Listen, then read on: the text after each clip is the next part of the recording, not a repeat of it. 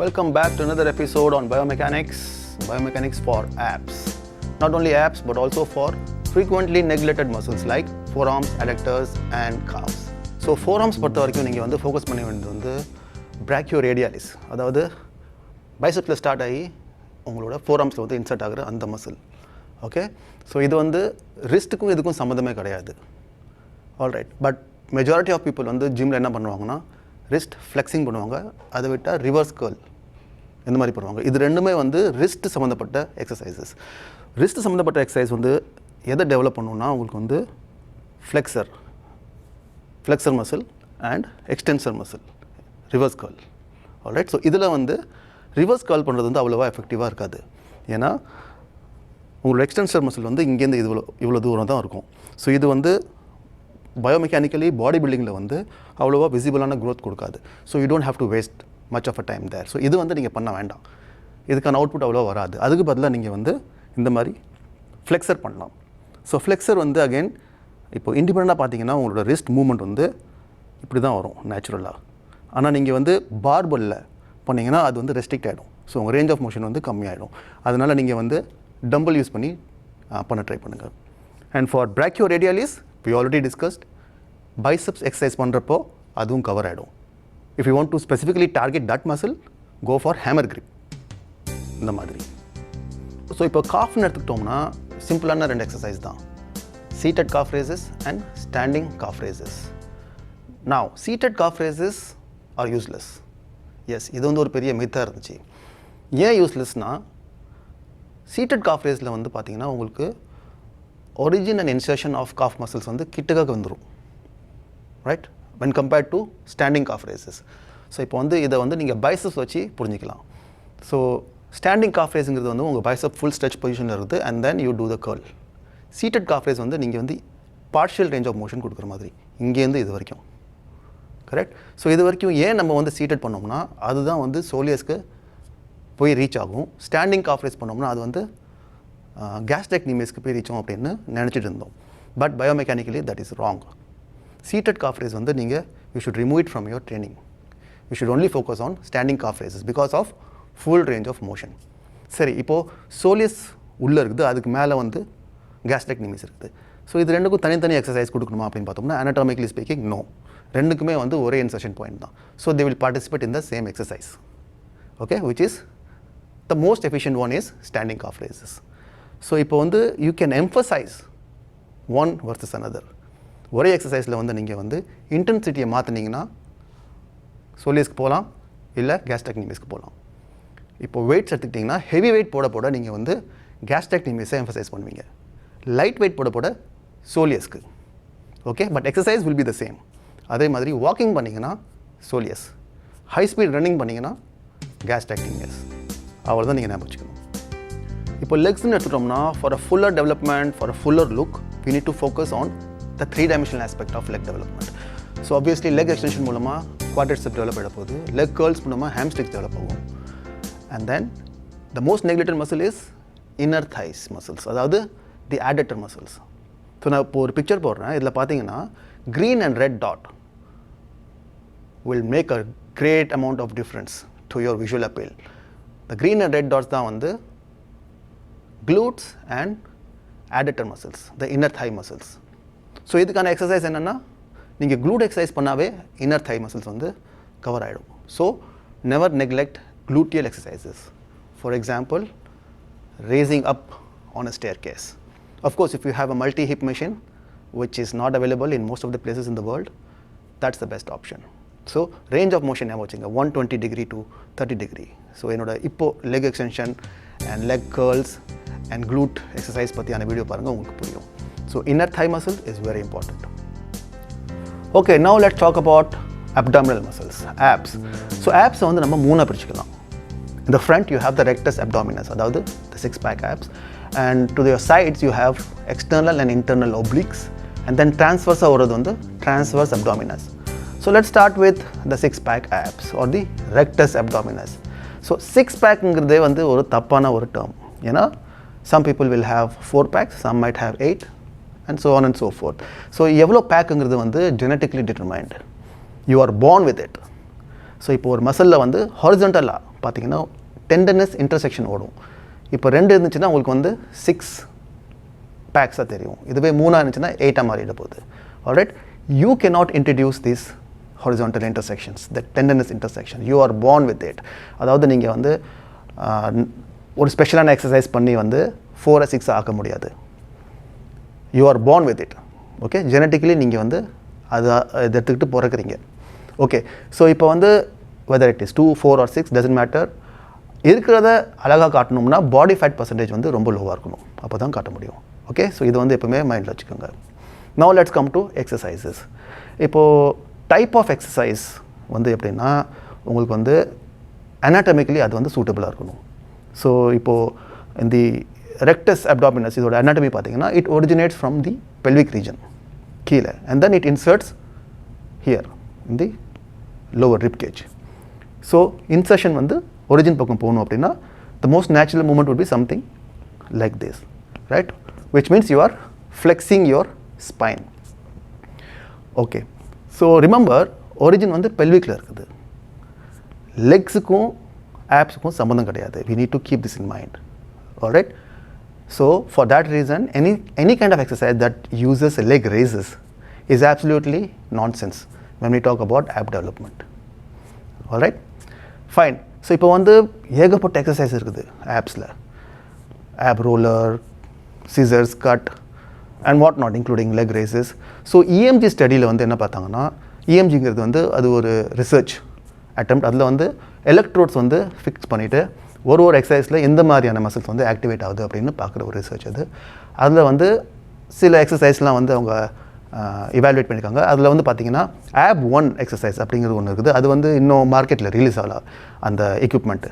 So அதை விட்டுருங்க. அதை விட்டால் மோஸ்ட் எஃபெக்டிவான எக்ஸசைஸ் அப்படின்னு பார்த்தோம்னா the most basic ab crunches on floor. ஏன்னா இதில் பார்த்தீங்கன்னா இந்த சார்ட்டில் பாருங்கள், இதில் வந்து ஆப் கிரன்ச்சுக்கு பார்த்தீங்கன்னா ஹையஸ்ட் ஆக்டிவேஷன் இருக்குது ஆஃப்டர் ஆப் 1. ஓகே, அண்ட் 2 காலம் இருக்குது. ஃபர்ஸ்ட் காலம் வந்து அப்பர் ஆப்ஸ்க்கான ஆக்டிவேஷன், செகண்ட் காலம் வந்து லோவர் ஆப்ஸ்க்கான ஆக்டிவேஷன்.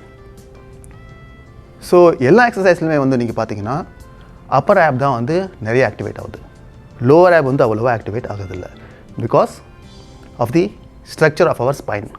இப்போ லோவராக போக போக வந்து ஸ்பைனோட ஃப்ளெக்சிபிலிட்டி, பெண்டிங் கெப்பாசிட்டி வந்து கம்மியாகிட்டே இருக்கும். இதுவே வந்து அப்பர் சைடில் வந்து ஸ்பைன் வந்து நல்லா பெண்ட் ஆகும். ஸோ அந்த ஒரு ரீசனுக்காக தான் வந்து நீங்கள் எந்த எக்ஸசைஸ் சூஸ் பண்ணாலுமே வந்து அப்பர் ஆப் தான் வந்து நிறைய ஆக்டிவேஷன் வருது. Now let's come back to ab crunches. இதில் வந்து பார்த்தீங்கன்னா this is the only exercise which has highest activation for both upper abs as well as for lower abs. இப்போ ab crunch வந்து எல்லாராலையும் எஃபிஷியண்ட்டாக பண்ண முடியாது, especially for beginners. ஏன்னா ab crunch வந்து உங்களுக்கு body weight exercise and your operating lever for rectus abdominis is spine, right? So spine is perpendicular to gravity. Your body weight is going in the direction of gravity. So இது வந்து early phase loadingனால உங்களுக்கு வந்து நிறைய load வந்து ஆப்ஸில் வரும் எடுத்த உடனே ஸ்டார்டிங்லேயே. Alright, so unless you are a seasoned athlete you cannot do this. So அப்படி பார்த்தோம்னா நம்ம வந்து இதுக்கு ஒரு கம்மியான ஒரு லெவல் கொடுக்கலாம். எப்படின்னா இன்க்ளைன் பெஞ்ச் யூஸ் பண்ணலாம். ஸோ இன்க்ளைன் பெஞ்சில் பார்த்தீங்கன்னா நீங்கள் வந்து அந்த ஹாரிசான்டல் பொசிஷனை அவாய்ட் பண்ணிவிடுவீங்க and your starting position will be something like this, right? So இந்த பொசிஷனில் உங்களால் வந்து ஈஸியாக பண்ண முடியும். So now the next question about ab crunches or any kind of ab exercise is எவ்வளோ ரெப்பிடேஷன் கொடுக்கலாம், அடிக்கடி பண்ணுமா, மற்ற மசில்ஸோடு இதை வந்து டிஃப்ரெண்ட்டாக ஹேண்டில் பண்ணுமா. எல்லா ஜிம்லேயும் வந்து பார்த்திங்கன்னா நிறைய பேர் வந்து அடிக்கடி பண்ணுவாங்க, டெய்லி பண்ணுவாங்க அண்ட் ஒரு மேஜிக்கல் நம்பர் அட்டைன் பண்ண ட்ரை பண்ணுவாங்க, say 50 or 100. Biomechanically, scientifically there is no base for that kind of a myth. Yes, this is a myth. ab muscles வந்து மற்ற மசில்ஸோட டிஃப்ரெண்ட்டே கிடையாது. ஓகே, ஸோ நீங்கள் மற்ற மசில்ஸ்க்கு வந்து எப்படி ஒர்க் அவுட் கொடுக்குறீங்களோ அதே மாதிரி தான் இதுக்கும் கொடுக்கணும். ஸோ வீக்லி ட்வைஸ் அதை ஃபோக்கஸ் பண்ணிக்கோங்க.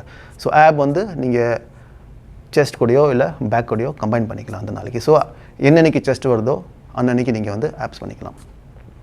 ஓகே, இப்போது ரெப்பிடேஷன்ஸ் வந்து பார்த்தீங்கன்னா of course like any other muscle நீங்கள் வந்து ஃபஸ்ட் செட்டை வந்து கொஞ்சம் ஹையாக பண்ணி வார்ம் அப் பண்ணிக்கோங்க. அதுக்கப்புறம் கொஞ்சம் கொஞ்சமாக லோட் இன்க்ரீஸ் பண்ணிக்கோங்க. ஸோ லோட் இன்க்ரீஸ் பண்ண பண்ண உங்களுக்கு வந்து ஆட்டோமேட்டிக்காக ரெப்ஸ் வந்து கம்மியாகிட்டே இருக்கும், ரைட்? அண்ட் டெய்லி பண்ண வேண்டாம். ஆல்ரைட், ஸோ நான் இதை எப்படி லோட் பண்ணலாம் ஆப் கிரன்ச் இந்த எக்ஸசைஸ் அப்படின்னு பார்த்தோம்னா நம்ம வந்து we can use a cable or a resistance band. அதை வந்து நீங்கள் பின்னாடி மாட்டிக்கிட்டு like this you can do crunches. Okay, so that's the best exercise for ab development. So இப்போ ab crunch விட்டால் செகண்ட் பெஸ்ட் எக்ஸசைஸ் ஆப்ஸ்க்கு வந்து அதாவது சிக்ஸ் பேக் ஆப்ஸ்க்கு வந்து ab ரோலர் தான். ஸோ ab ரோலர் பார்த்தீங்கன்னா ஏன் செகண்ட்னா இதில் வந்து கொஞ்சம் ஹிப் ஃப்ளெக்ஷனும் நடக்கும். And not only that, it's a little tougher. ஒரு வீலை வச்சு இப்படி முன்னாடி பின்னாடி போகிறது வந்து எல்லாராலையும் பண்ண முடியாது. அண்ட் நாட் only that, அவ்வளோ கஷ்டப்பட்டு it is rank 2 not 1. Rank 1 is always ab crunches. Okay, so இப்போ உங்களில் நிறைய பேர் வந்து பிளாங்க்ஸ் பண்ணுவீங்க, ரைட்? ஸோ இப்போ வந்து பிளாங்க்ஸ் வந்து என்னென்னா இட்ஸ் அன் ஐசோமெட்ரிக் எக்ஸசைஸ். ஐசோமெட்ரிக்னா எப்படின்னா இப்போ பைசப்க்கு ஐசோமெட்ரிக் எப்படி இருக்கும்னா டம்பிள் எடுத்துகிட்டு எப்படி வச்சுக்கிறது, right? So we already discuss about it. Isometric வந்து எப்போவுமே லாஸ்ட்டாக தான் வரும். ஃபஸ்ட்டு வந்து dynamic full range of motion, அதை விட்டால் partial range of motion, and then third is isometric. So plank comes under isometric exercise. Okay, இதில் வந்து உங்களுக்கு not only abs, it's a compound isometric exercise. இதில் வந்து உங்களுக்கு பார்த்தீங்கன்னா thigh கூட இன்வால்வ் ஆகும். ஏன்னா அப்போ தான் வந்து நீ வந்து பகலாகாமல் இருக்கும். அண்ட் பின்னாடி வந்து ஸ்பைன் வந்து எரெக்டாக வச்சுக்கிறதுக்கு ரெக்டர் ஸ்பைனு, அண்ட் தென் ஷோல்டரில் லோடு இவ்வளோ நடக்கும். And then it is not even efficient. நீங்கள் அந்த லிஸ்ட்டில் பார்த்தீங்கன்னா அதோட பேரே கிடையாது. Okay, so it's not even the top 5 or top 10. இப்போது obliques எடுத்துட்டோம்னா அது வந்து உங்களுக்கு சைடில் ரன் ஆகும் இந்த மாதிரி. So there are two types of obliques, internal and external. So ரெண்டுமே வந்து ஒரு யூனிட்டாக தான் ஒர்க் ஆகும். ஓகே, ஸோ இன்டர்னலுக்கு எக்ஸ்டர்னலுக்கு தனித்தனியாக எக்ஸசைஸ்லாம் கிடையாது. ஓகே, ஸோ எந்த மாதிரியான மூவ்மெண்ட் இது வந்து அனாட்டமிக்கலி ப்ரொடியூஸ் பண்ணுதுன்னா, ஒன்று சைட் பெண்ட்ஸ் லைக் திஸ், அதை விட்டால் சைட் ரொட்டேஷன். ஸோ இந்த சைட் ரொட்டேஷன் வந்து அவ்வளோவா வந்து உங்களுக்கு எஃபெக்டிவாக இருக்க போகிறது இல்லை. ஸோ அதை பற்றி நம்ம பேச வேண்டாம். அது யார் பண்ணுவாங்கன்னா ஒரு இன்ஜுரிக்கு அப்புறம் வந்து ரீஹாபிலிட்டேட் பண்ணுறாங்கல்ல, அவங்களுக்கு வந்து ஃபங்க்ஷனலாக யூஸ் ஆகும். இல்லை நீங்கள் ஒரு அத்லீட், ஒரு டென்னிஸ் பிளேயரோ இல்லை ஒரு ஃபுட்பால் பிளேயரோ அந்த மாதிரி ஸ்போர்ட்ஸில் அந்த மூவ்மெண்ட் வேணும்னா அவங்க தான் பண்ணுவாங்க. But body building point of வியூவில் அது அவ்வளோவா யூஸ்ஃபுல்லாக இருக்காது. So we are going to focus on side bends for obliques. ஒரு கேபிள் வந்து 90 டிகிரியில் இப்படி ஃபிக்ஸ் பண்ணிக்கோங்க. And then you can do one side at a time like this. Okay, இதுதான் வந்து மோஸ்ட் எஃபிஷியன்ட் எக்ஸசைஸ். இதில் வந்து ஞாபகம் வச்சுக்க விஷயம் என்னென்னா, உங்கள் ஸ்பைன் வந்து இந்த மாதிரி ஸ்ட்ரைட்டாக போகக்கூடாது. எப்பவுமே கொஞ்சம் கர்வாக போயிட்டு வரணும் இந்த மாதிரி. This is very much safe for your spine, அதுக்காக சொல்கிறது. இப்போ இதிலே வந்து டம்பிளில் கூட பார்த்தீங்கன்னா சில பேர் வந்து 2 டம்பிள் வச்சுக்குவாங்க. That is complete foolishness. ஏன்னா 2 டம்பிள் வச்சுக்கிறது வந்து உங்களுக்கு வந்து சீசா மாதிரி ஆகிடுது. So your muscle is not loaded at all. ஒரு டம்பிள் கூட சரிங்களா? ஓகே, 2 டம்பிள் எடுத்துக்கிட்டிங்கன்னா 2 பக்கமே வந்து உங்களுக்கு சீசா மாதிரி பேலன்ஸ் ஆகிட்டே இருக்கும். மொமெண்டம்லேயே அது வந்து நடக்கும். So there is absolutely no load on your obliques in that kind of exercise. So வெளியே வந்து எக்ஸ்டர்னல் obliques, அதுக்கு உள்ள இன்டர்னல் obliques, அதுக்கும் உள்ள ஒன்று இருக்குது. அதுதான் வந்து ட்ரான்ஸ்வர்ஸ் அப்டாமினஸ். அது வந்து இப்படி போகும் ட்ரான்ஸ்வர்ஸாக. ஸோ இவ்வளோ டீப்பாக இருக்கிற ஒரு மசில்ஸ்க்கு பாடி பில்டிங்கில் ஒரு கான்ட்ரிபியூஷன் இருக்குதானா? Yes and no. Any deep muscle, for example பேக்கில் வந்து ட்ரெபிசியஸ்லாம் ஃபோக்கஸ் பண்ணுவோம், ரோம்பாய்டில் பண்ண மாட்டோம் அப்படின்னு நம்ம டிஸ்கஸ் பண்ணுவோம் பேக்கில். அதே மாதிரி ஆப்ஸை பொறுத்த வரைக்கும் ட்ரான்ஸ்வர்ஸ் அப்டாமினஸ் வந்து பாடி பில்டிங்கில் ஒரு விசிபிள் க்ரோத் வந்து காட்ட முடியாது. ஹவவர் ஏஸ்தட்டிக் கான்ட்ரிபியூஷன் இருக்குது. ஏஸ்தட்டிக் கான்ட்ரிபியூஷன்னா பார்க்குறதுக்கு அழகாக இருக்கிறது. Specially when you do the vacuum pose, it's a forgotten art. Golden era of body பில்டிங்கில் வந்து வேக்யூம் போஸ் வந்து ரொம்ப ஃபேமஸாக வந்துச்சு. இதை ஃபேமஸ் ஆக்குனது வந்து one and only Frank Zane. So அவரோட அந்த போஸ் வந்து இன்றைக்கி வரைக்கும் யாராலுமே வந்து டச் கூட பண்ண முடியல. எனிவேஸ், ஸோ வந்து ஸ்லிம்மாக வைக்கிறதே பெரிய விஷயமாகுது உங்களோட மிட் செக்ஷனை. இவர் வந்து வேக்யூம் க்ரியேட் பண்ணி வேறு மாதிரியான ஒரு இமேஜை வந்து ஜென்ரேட் பண்ணுவார் ஆன் ஸ்டேஜ். ஸோ லீனாக எக்டோமார்ஃபாக இருந்தால் கூட இந்த போஸில் வந்து கைஜாண்டிக்காக வந்து ஒரு ஆளை காட்ட முடியும். ஸோ இதை வந்து நம்ம போசிங் வீடியோ இப்போது டீட்டெயிலாக பார்ப்போம். பட் இப்போது வேக்யூம் க்ரியேட் பண்ணோம்னா, if you are interested, you have to start with flat படுத்துக்கிட்டு வேக்யூம் க்ரியேட் பண்ண ட்ரை பண்ணுங்கள். அண்ட் தென் அதுக்கப்புறம் நின்றுக்கிட்டு ட்ரை பண்ணுங்கள். ஓகே, இதை பற்றி நம்ம வந்து போசிங் வீடியோவில் பார்ப்போம். Okay viewers, I hope you enjoyed this video. எல்லா மசில்ஸ்க்கும் ஃபோக்கஸ் பண்ணுங்கள், especially forearms, calves and inner thighs. Abs கேட்கவே வேண்டாம், தேவைக்கு மேலே வந்து நிறையா பண்ணிகிட்ருக்கீங்க. So I hope this video will help you to cut down on abs and then focus more on these minor muscles. Okay, we have to have a proportionate and symmetric body. All right, if you have any doubt, don't hesitate to ask me questions. I love to answer all the questions that you ask. I'll see you soon in my next video. Take care and bye-bye.